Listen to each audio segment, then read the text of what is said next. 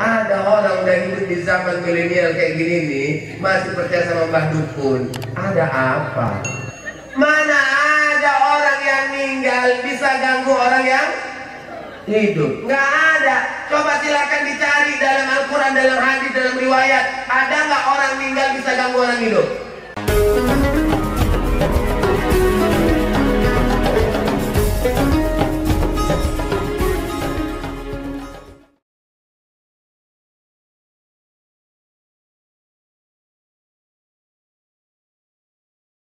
Akidah Nabi kayak mana Pak Ustaz?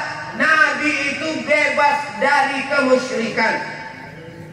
Kalau kita Bapak Ibu ingin mencontoh Nabi secara utuh, jangan ada yang masih masuk dalam wilayah kemusyrikan. Jangan ada yang syirik. Gampangnya kayak mana Pak Ustaz? Ini maaf, jangan ada lagi yang pergi ke Mbah Dukun. Di sini masih ada Mbah Dukun? Ada? Nggak ada? Alhamdulillah. Kalau ada Mbah Dukun, ini kawan, di Medan Mbah Dukun namanya orang pintar. Saya di kampung namanya masih Mbah Dukun, orang yang bisa ngomong Mbah Dukun namanya. Tapi udah sampai Medan Bu, berubah nama, orang pintar. Saya pikir orang pintar itu orang banyak ilmu, orang cerdas. Rupanya Mbah Dukun yang disebut orang pintar. Kutanya lah, kenapa Mbah Dukun kok dibilang orang pintar? Rupanya jawabannya sepele. Mbah Dukun itu dibilang orang pintar karena yang datang orang bodoh. Ya, jadi siapa yang datang Mbah Dukun berarti dia bodoh. Loh, Ustaz, masih ada orang Islam yang mendatangi Mbah Dukun? Masih. Tapi katanya tiap maulid dia datang. Iya. Ada acara tabligh akbar dia datang. Tapi masih datangi Mbah Dukun? Masih. Kalau ada orang yang masih datangi Mbah Dukun, ini perlu dipertanyakan akidahnya. Berarti dia nggak contoh Nabi. Ini awak mau buka kedai lontong aja, mau buka kedai lontong, datang Mbah Dukun. Mbah, opo? Aku harus buka kedai lontong, Mbah. Ya wes, apa rupanya? Ya tolonglah Mbah, ben laris Mbah. Oh, ya wes selalu aja gue. Ya, aku tak syaratin. Wes, kau syarat iki, ya tak syaratin iki, baru buka kedai lontong. Alhamdulillah, buka kedai lontong. Wes buka 3 bulan, alhamdulillah lah laris. Rupanya bulan kepapat Bu, ya bulan kepapat kekolak saingan. Enek tonggone delok kok laris kali wawa iku yo. Karena ditulok laris, dan ini pun buka kedai lontong juga. Karena yang buka kedai lontong wis loro, jadi sepertama mau wis mulai nggak laris. Nah kan ini Mbah Dukun meneh, Mbah piye iki Mbah? Ya, wingi ku laris lho Mbah, 3 bulan iki laris. Iki kok wis mulai nggak laris Mbah? Si Mbah ku ngomong, "Enek sainganmu?" "Enek Mbah." "Oh, kok tak delok sih." "Oh. Kenapa Mbah?" "Oh. Ya kenapa Mbah?" "Oh. Sabarlah kowe. Ya aku sing delok iki." Ya, begitu dia bilang, "Oh, iki enek sing ganggu lontongmu." "Loh, lontongmu diganggu, Mbah?" "Bukan lontongmu, kedai lontong." Ya, "Oh ngono, Mbah." "Iya, sapa sing ganggu, Mbah?" "Ya ikulah sainganmu iku." Ini kurang ajar ya Mbah ya. Nah, ini apa? Gara-gara Mbah Dukun, jadi gak enak anak sama tetangga. "Dene ini Mbah ganggu ya Mbah yo?" "Iya." "Kepiye Mbah den ganggu niku, Mbah?" "Iku lontongmu iku wis disambit tanah kuburan. Maka ke kedai lontong iku peteng." "Lho Mbah, tapi aku masuk listrik, Mbah." "Oh, bukan iku maksudnya. Wah masalah nganuku gak ketok." "Oh ngono ya Mbah yo." "Iya." "Jadi pewe Mbah wis telu ae lah kowe. Engko tak sarati. Tapi sisa apa Mbah? Kowe lunga nang kuburan juga." "Ngapain Mbah?" "Ya Mbah jiwa juga lah ke kuburan. Bariku Mbah, mau sambil ke juga ke kedai lontong deten. Main apa Mbah? Main petang kedai lontong lenong loro." Ya. Akhirnya dua-duanya tutup. Nggak laku. Siapa yang buka kedai lontong? Mbah Dukun. Ya, terakhir koyo Mbah Dukun deh. Ya. Awak ditokoi karo Mbah Dukun. Bapak Ibu, ada orang udah hidup di zaman milenial kayak gini nih, masih percaya sama Mbah Dukun. Ada apa? Maulid Nabi tiap tahun awak ikutin, awak dengarkan, tapi masih juga percaya sama dukun, kok bisa?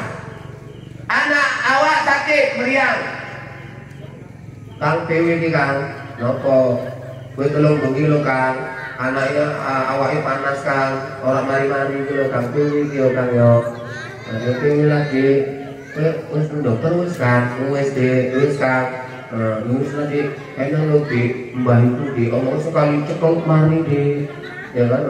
Oh iya, terus siswa kita orang ya Kang ya, si suaminya bodoh, bininya pun bodoh juga datang, begitu datang, kemudian ditanya mbak dukun biasalah, kenapa kita kok ini mbak anakku mbak meriang mbak, gue tolong dino mbak meriang nggak mari-mari mbak, oh, ngono ya. Iya mbak dilaki lah mbak, kewe tak dilaki. Oh, iki anak ini keteguran. Kalau awak piginya ke mbak dukun, rata-rata pasti ujung-ujungnya keteguran. Awak yang bodoh nanya, keteguran sopo mbak? Dijawab sama mbak dukun, oh, iki keteguran mbak wedok iki. Ngono ya mbak, alhamdulillah pas kebetulan mbak wedoknya udah meninggal. Di Medan bu pernah kejadian lain. Begitu ditanya mbak ini kenapa mbak? Oh ini anak ini keteguran. Keteguran siapa mbak? Keteguran nenek nggak lupa, neneknya masih hidup loh mbak. Oh berarti kakeknya lah, kakeknya jatuh mbak. Rupanya si mbak dah salah jurus. Ya salah jurusnya kenapa? Dia nggak tanya dulu mana neneknya. Maunya ditanya dulu, oh tinggal, oh cocok. Ayo bilang aja, maunya kayak gitu. Ini enggak begitu apa asal main ini aja, ya main jawab aja. Tapi, pas kebetulan kan si mbak ini mbak wedoknya udah meninggal, terus tinggalin kan bu. Ya. Oh iya mbak, keteguran mbak wedok ya mbak yo. Iya, pantesan ya mbak. Ya aku mimpi loh mbak ingin mbak. Wes tahu makin bodoh aja bawaannya. Udah. Oh, jadi pilih mbak. Wes nggak apa-apa tenang aja. Ya gue tak kayak obat selalu terus mbak. Tapi sisok kan kuburan baik. Ngapain mbak? Ya ngomong lah mbak kalau mbak wedok itu. Ngomong apa mbak? Ternyata meninggal mbak. Ya ngomong lah kalau nenek ojo ganggu-ganggu putune. Maaf ya pak ya. Ini maaf. Kita yang bodoh besoknya pun datang ke kuburan si mbak wedok. Sisoi teko, begitu teko enak. Baca yasin, takbir, tahlil, doa. Api kan bu? Api. Tapi bariku dicekel batu nisan si mbak wedok. Oh mbak, iki putumu sakit mbak. Ngomongin mbak dukun, mbak senekurin. Mbak, ojo ganggu-ganggu putumu ya mbak. Ini si mbak ini kalau bisa jawab, pasti dijawabnya. Oh anak aku yang kini muna. Mana ada orang yang meninggal bisa ganggu orang yang hidup? Nggak ada. Coba silakan dicari dalam Al-Quran, dalam hadis, dalam riwayat. Ada nggak orang meninggal bisa ganggu orang hidup? Nggak ada. Mana ada, mau kali ditokoin sama Simba itu. Sama kayak gini pak, ada orang mati gantung diri gentayangan, betul nggak? Mana ada orang mati gantung diri gentayangan? Nggak ada, dalam Islam itu nggak ada. Ustaz, tapi orang mati gantung diri katanya nggak diterima bumi, Pak Ustaz. Nggak diterima bumi itu artinya bukan gentayangan. Nggak diterima bumi itu artinya bumi menolak. Kalau awak mati gantung diri masuk ke kuburan, ulat belatung datang, lipan datang, kalajengking datang, ular datang, binatang semua yang ada di kuburan itu datang, menunjukkan penolakannya ya kepada jenazah itu. Disiksa jenazah itu, itulah bentuk nggak diterima bumi. Jangan dibilang orang mati gantung diri gentayangan. Kalau seandainya dalam Islam ini kalau ya catat ini. Kalau seandainya dalam Islam memang betul orang mati gantung diri itu gentayangan, mohon maaf, saya adalah orang yang pertama akan milih mati gantung diri. Ibu mau ikut? Ya wes nggak bilang. Baru kan bapak nanya kan pak, loh kenapa Pak Ustaz kok milih mati gantung diri? Ya coba kita bandingkan, bu kita bandingkan. Orang mati biasa dibandingkan dikafani, disolatkan, dikuburkan. Pulang keluarganya, siapa yang datang? Malaikat munkar nakir. Malaikat munkar nakir nanya, man rabbuka, man nabiyuka, ma imamuka, ma qiblatuka. Nggak bisa jawab, siksa. Habis kena siksa. Giliran orang yang mati gantung diri, dimandikan, dikafani, disolatkan, dikuburkan. Pulang keluarganya, siapa yang datang? Malaikat munkar nakir. Dia pun kan tayangan. Ya, malaikat munkar nakir mana itu nggak ada, gitu kan? Ya, nanti akan muncul cerita baru. Malaikat munkar nakir kejar-kejaran sama orang yang mati dan tayangan. Apa nggak nambah kerjaan malaikat munkar nakir? Ya, kan ini kan masuk akal ini. Ya, Bapak Ibu yang dirahmati oleh Allah, awak udah capek merayakan Maulid kalau masih musyrik, itu kan tanda tanya besar itu. Di mana letak Maulid itu? Nabi adalah sosok manusia agung yang mengajarkan kepada kita melawan kemusyrikan. Berapa kali kita Maulid Nabi, kalau masih ada kemusyrikan melekat dalam diri kita, berarti Maulid Nabinya hanya sebatas seremonial belaka. Makanya jangan ini. Adik-adik yang cewek kalau belum dapat jodoh sabar. Gak usah pala kalian datang ke dukun minta susu. Gak usah. Dia selalu aja kalian. Ada nanti kalian datang.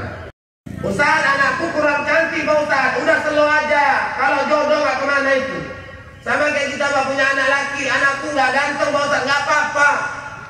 Gak ada ukuran kok yang ganteng laku duluan, yang cantik laku duluan. Ada ukuran kayak gitu. Malah kalau ditanya mana yang cepat laku, yang cantik apa yang jelek? Kok laku? Iya. Kalau disurvei Pak, mana yang cepat laku, itu yang jelek. Kenapa Pak yang jelek cepat laku? Karena yang cantik ini kalau dilamar payah. Yang cantik-cantik jangan sombong. Karena biasanya cantik-cantik karena sombong itulah lama lakunya.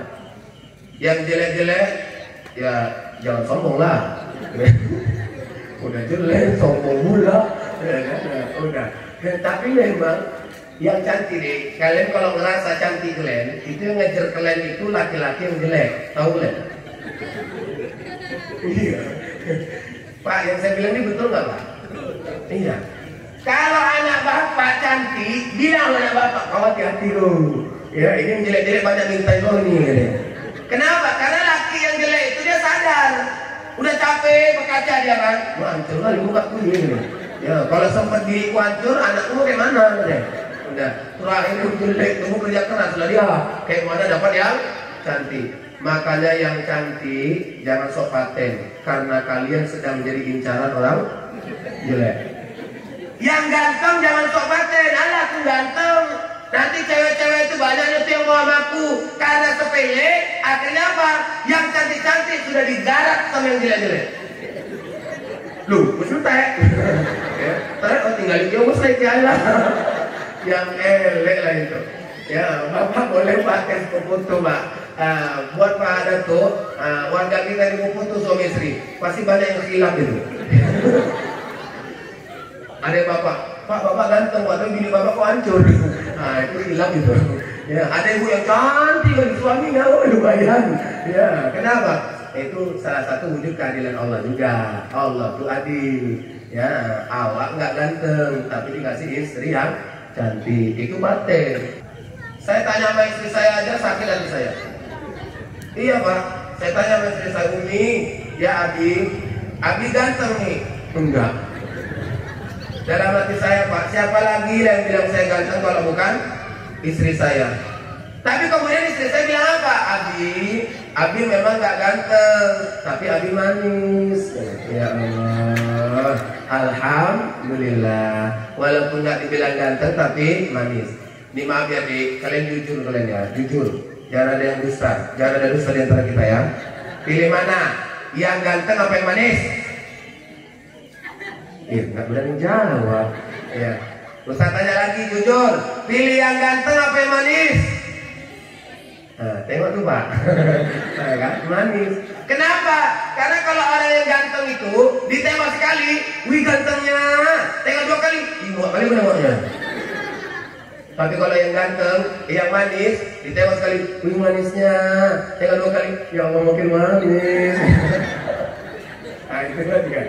Ya, Bapak Ibu ini dirahmati Allah. Udah, kita ini nggak usah ada susu-susu, laki-laki nggak usah ada pelet-pelet, nggak ada tuh. Udah, kalau jodoh nggak kemana, udah selalu aja lah, pasti akan datang. Ya, tapi ada ikhtiar. Ikhtiar itu artinya usaha. Bapak Ibu, Nabi itu di Mekah 13 tahun berdakwah, menanamkan ketauhidan.